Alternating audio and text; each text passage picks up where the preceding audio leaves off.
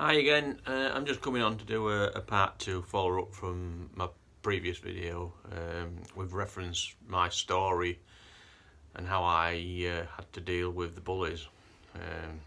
As I said, 2 years of physical and psychological bullying, and sort of what bullying cost me. I suppose the main thing, it cost me my education, which was awful really, because I was a person that really wanted to learn. Like I said about what my granddad had taught me, I really wanted to learn at school, but I felt that I seemed to spend that 2 years of when I was getting ready for going to school in the morning, the feeling of butterflies in your stomach. You didn't know what was going to happen that day. While games was one of my favourite lessons, once the teachers turned up, the problem was often the teachers were late to lessons, and that was one of the worst places where the bullying took part, where you was getting changed, waiting for the teacher to come. Lots happened then. I saw one boy beat until his nose was bled. They was just trying to make him cry, and he wouldn't, and they just kept kicking him in his face, and the rest of us who would been the victims of bullying was sat round having to watch. And I've always had an awful feeling about that day as well, because I remember at the time feeling, I'm just glad it ain't me, and that sort of stayed with me all my life. And I feel awful that was, that was what I was thinking on that day. But anyway, by the by, like I say, bullying really did affect my education. My maths is pretty poor. My English spelling is terrible, standing joke really. The only thing I can say, I'm relatively okay with history, but that was more to do with self-taught of stuff that I've done in my own spare time and sort of later in life from books, and obviously now the modern day, the stuff on the internet. I've also had a great interest of history. But as I say, the consequences of bullying was quite stark. It was an awful thing to be a victim of and to witness, other people. And as I say, it went on for 2 years. But I just wanted to explain to people how I managed to stop it. And don't get me wrong, I'm not advocating that this is the way everybody should do it, because we're taught that you can't meet violence with violence. And I understand the reasoning behind that. But what I would say, for me personally, what stopped the bullying for me was one of the hangers-on, or the bully enablers as I call them. What bullies do, they have a group of people around them who are either scared of them, they don't want to be bullied themselves, so they join in the group, they join in the acts of bullying, whether it's name calling or kicking you while you're down or whatever. I call those the enablers. I think some of them were that through fear. But anyway, I'd got a history lesson, which was the last lesson of the day, and one of these enablers, as I call them, was constantly sticking me in the back with a sharp compass, and sort of and I was getting so angry. I mean, you got to think, I've had 2 years now of real anger, fear, frustration on a daily basis. Weekends was good because there was a bit of a release. You could avoid them. You weren't at school, but you couldn't avoid them in school. It was impossible. And no matter how many times you'd say to your parents you weren't feeling very well, you didn't want to go to school. In my house, illness wasn't an excuse to not go to school. I think if I'd lost a leg, I would still have had to go to school. That was how it was. So obviously I couldn't talk to my parents about what was happening. It was an horrendous time, and when I look back on it, it's it clearly still affects me now, and I think it will till the end of my days. But in a way, part of me coming on here and talking about it is as well, it's to help me, but I also hope that it can help other people and how they deal with bullies, because I think it's something that's always going to go on. I think to a certain extent, I think it's maybe even worse nowadays. The kids don't just get bullied at school; they get bullied online and social media and everything. It must be relentless. I hate to think. But anyway, going back, we'd had the history lesson, and that was the last lesson of the day, and I just flipped.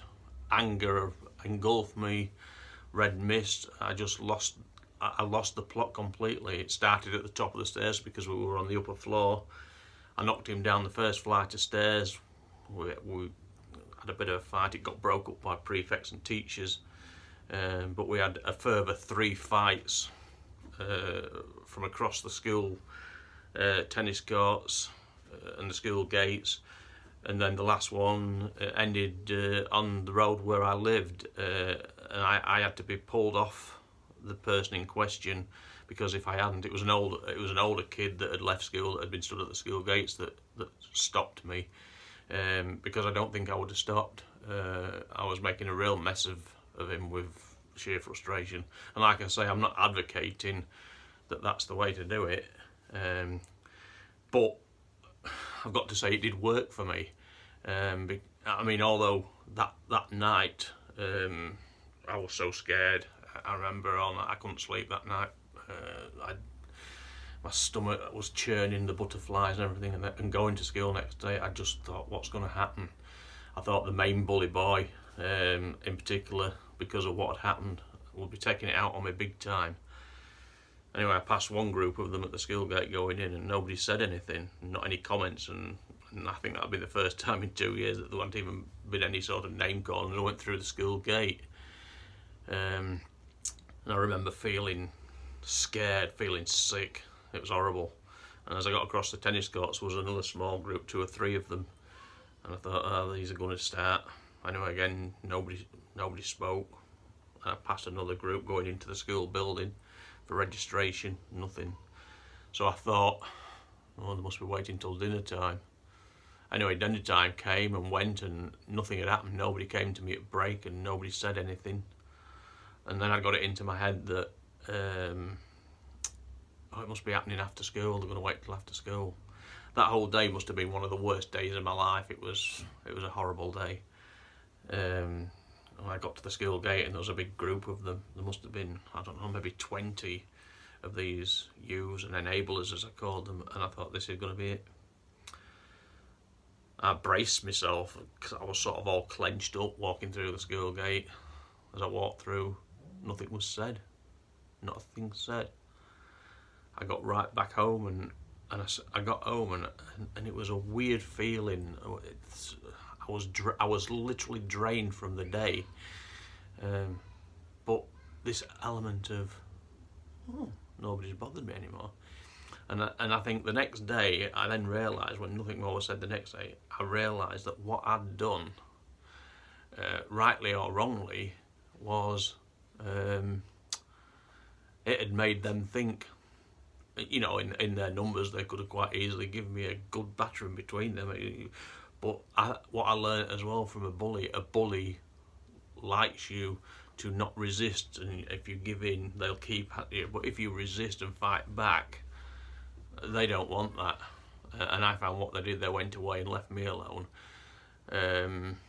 which was life-changing for me. And I've got to say, at the time, I remember thinking, why didn't I do that sooner? My education could have been better. Because I look now, my education's still affected now. People have said, well, I've talked a lot about this to people, friends and family, and they've said, well, you could have gone back to further education and everything. But one of the things that bullying does to you, it knocks your confidence. And even to this day now, I could not go and sit in a classroom. I physically couldn't do it. That was something it did to me. Some ways I wish I could. I'd love to go and learn more, and I could maybe have done something better and help people in life better with having a better education, getting a career in something that helps people. And I'd love to do something like that, but it wasn't to be. It was a really massive effect on my life. I have to say, while I'm not going to mention any names because it's all in the past now, it's happened. most people around where I live know about it. You couldn't have not known about it and what happened. I don't need to name names. But what I will say, the ringleader of the Bullies, I've got to say, later in adult life, it came to my attention that such was his mental health, I presume, he ended up committing suicide himself. You know, and I'd sort of gone through life carrying this burden on my shoulders. I wished bad things had happened to him because of what he'd done to me at school, and that feeling never seemed to go away. I don't think there was a day went by in my life where I didn't think about it and whatnot. But when I found out what he'd done and how he'd killed himself, I sat and thought about it and thought, did that lad have something going on while he was at school with his own mind that made him do the things he did? At the end of the day, we were all kids. Kids don't really know any better, I suppose. I'm not making excuses for him, because what he did had a major effect on my life and probably many other people that went to that school.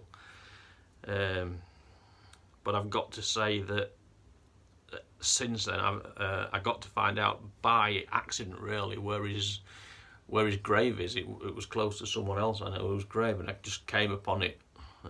It's got his picture on the grave. And I've got to say, I'm not a religious person in any way. I'm not a believer or anything like that. But what I did do, I went and stood at his grave, and I did say under my breath, I forgive you. People have said to me, well, why? What's that done? And I think in my own mind, what it's done, I think it's released me from all this carrying it on my shoulders all my life. Carrying it and wanting vengeance and being filled with hate and everything didn't do me any good. In fact, I think what it did, it made my situation worse, things that was going around in my own mind and my head. And I did that, I think it was maybe 2 years ago, I think it was, when I went to his grave and did that. And I've said to some of my other friends that were bullied and whatnot, they don't share my view of forgiveness, I've got to say. I can't really say on here what some of them have said they would do if I told them where his grave was, so I'm not going to tell them. But I think it would help them, and I have said to them it would help them, do what I've done. It was a long time ago, we were kids, yeah, it was wrong, but, I think it's benefited me. I mean, maybe some of the others, it's not as affected them in their life as much as me. Everybody gets affected in different ways in life. But I do know 1 or 2 people that were bullied by him that have had terrible lives. I know one lad that he never worked after school, such was his lack of confidence, and he became a mindless wreck. He's now in an institution, I think. Whether that was the consequences of bullying, it certainly must have helped. I'm not saying he hasn't had any other issues that's caused the situation he was in, but and I sometimes used to see him when he used to be walking about the street and whatnot, and yeah, I think he was damaged big time by the bullying. I know once or twice I'd spoke to him about it, and he never forgot what happened to him at school, and it was I think it played havoc with his life, really. Quite sad. But anyway, I'm just doing that as a part 2, so as I can, because there was a lot to go through. To do it in one video would be too much. So anyway, take care, everybody. And if you know anyone that's been bullied, just do your best to help them through it and do the right thing. Solidarity, everybody. Take care.